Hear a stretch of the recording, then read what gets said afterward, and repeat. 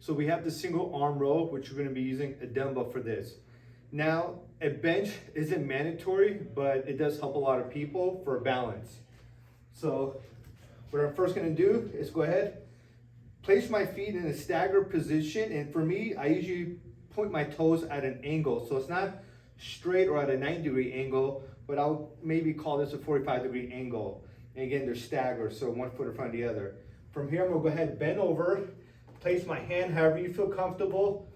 And from here, make sure you push that hip as far back as possible. You don't want your hips forward or your knees really bent. Put both your knees and the hips as far back as possible.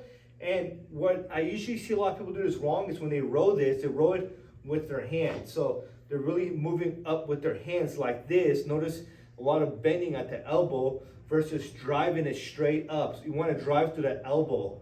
Drive through that elbow. So this is wrong. And especially when you use a lot of momentum, that's really wrong. So again, chest extended, pushing those knees and hips back, driving that elbow back. And I extend my chest as I do this to get a much better engagement and isolation of my lat. Controlling the movement. And that's the single arm row.